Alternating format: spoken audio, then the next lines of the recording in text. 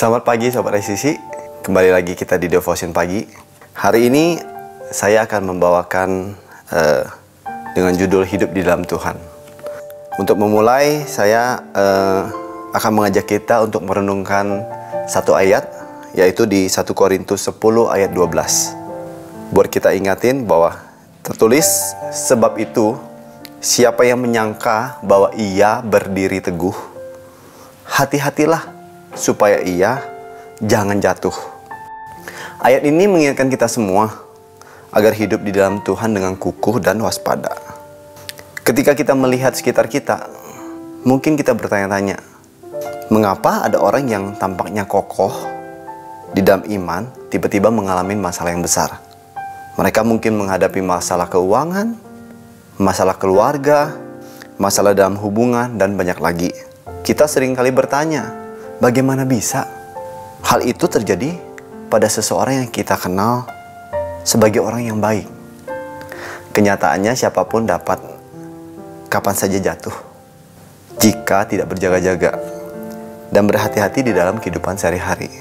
Ini terjadi ketika kita tidak menjaga pergaulan kita dan tidak membangun dasar dari kehidupan kita bersama dengan Tuhan. Oleh karena itu, pertanyaan yang perlu kita renungkan adalah, bagaimana hubungan kita dengan Tuhan akhir-akhir ini?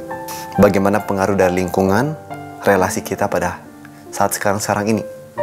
Di dalam Alkitab, kita belajar ada dari beberapa tokoh yang mengalami perubahan hidup. Yang pertama, saya mau mengajak untuk kita belajar tentang satu tokoh, yaitu Petrus. Ini adalah contoh yang baik. Dia adalah salah satu murid yang paling dekat dengan Yesus. Tetapi dia pernah gagal bahkan menyangkal Yesus. Namun Petrus tidak menyerah.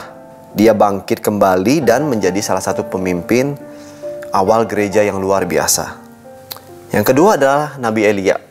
Juga adalah sosok yang kuat di dalam iman. Dia pernah menghadapi 400 Nabi Baal di dalam tantangannya yang luar biasa. Dan Tuhan bekerja dengan kuasa yang besar melalui dia.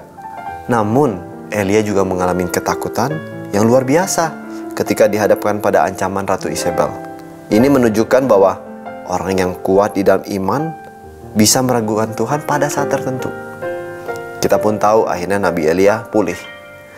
Dan yang ketiga, Raja Salomo yang diberi hikmat luar biasa oleh Tuhan. Tapi pada akhirnya ia jatuh karena membiarkan istri-istrinya yang beragama lain, yang menyembah berhala, untuk mempengaruhi dirinya. Ini mengingatkan kita bahwa kita semua rentan terhadap pengaruh negatif jika kita tidak berpegang teguh kepada Tuhan. Jadi bagaimana kita dapat terus berjaga-jaga di dalam hidup yang terus ada di dalam rencana Tuhan?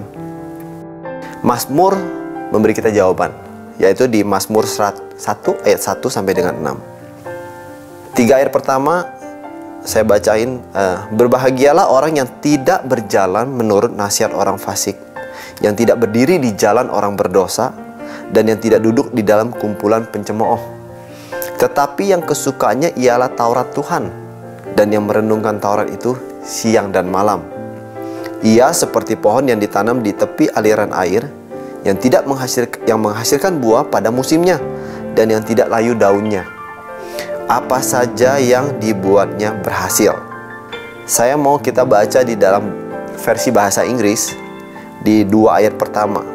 Psalm verse 1. Blessed is the man who does not walk in the counsel of the wicked, nor stand in the path of sinner, nor sit in the seat of scoffers, but whose delights in the law of the Lord, and who meditates of his law day and night.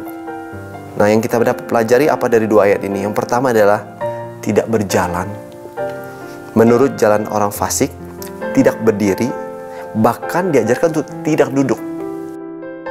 Orang fasik di sini itu ditulis dalam satu terjemahan adalah tentang ungodly, orang-orang yang hidupnya tidak mengandalkan Tuhan. Jadi kenapa kita tidak berjalan? Karena berjalan itu bicara tentang kompromi. Berdiri itu berbicara tentang kita sudah mulai mendengar, sudah mulai menerima nasihat. Bahkan jangan sampai duduk, karena ketika kita duduk berarti kita udah terpengaruh, kita udah setuju dengan setiap nasihat orang-orang fasik.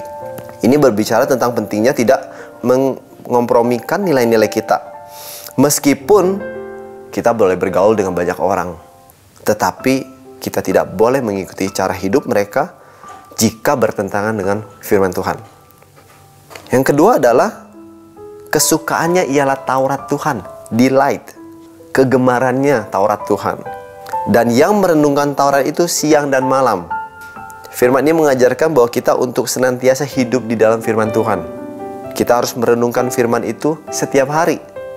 Karena hal ini akan memperkuat hubungan kita dengan Tuhan, semakin membuat kita mengenal Tuhan, dan akan melindungi kita dari pengaruh negatif. Pertanyaannya yang perlu kita tanyakan pada diri sendiri saat ini adalah, apakah pengaruh dunia, pengaruh di luar Tuhan telah masuk ke dalam hidup kita? Apakah kita terus berkompromi dengan cara-cara dunia? Dan bagaimanakah hubungan relasi kita saat ini?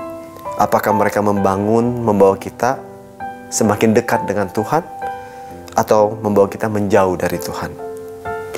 Buat kita selalu ingat ayat di 1 Korintus 10 ayat 12. Sebab itu siapa yang menyangka bahwa ia teguh berdiri, berhati-hatilah supaya ia jangan jatuh.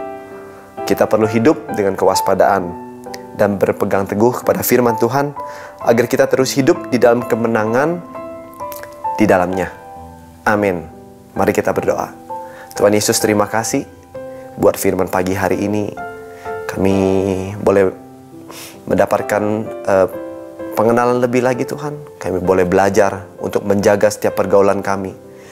Dan kiranya Tuhan buat kami mendengar untuk tahu pergaulan-pergaulan kami mana yang boleh membawa kami semakin mengenal Engkau, atau pergaulan-pergaulan yang membuat kami jauh daripada Engkau. Kami berdoa Tuhan, kiranya Tuhan pertemukan kami dengan pergaulan, dengan teman-teman relasi yang membawa kami semakin intim dan semakin dekat dengan Engkau. Sehingga kami percaya kehidupan kami terus mengalami kemenangan, dan kami semakin mengenal Engkau lebih lagi. Di dalam nama Tuhan Yesus. Amin. Demikian devotion pagi ini. Tuhan Yesus memberkati.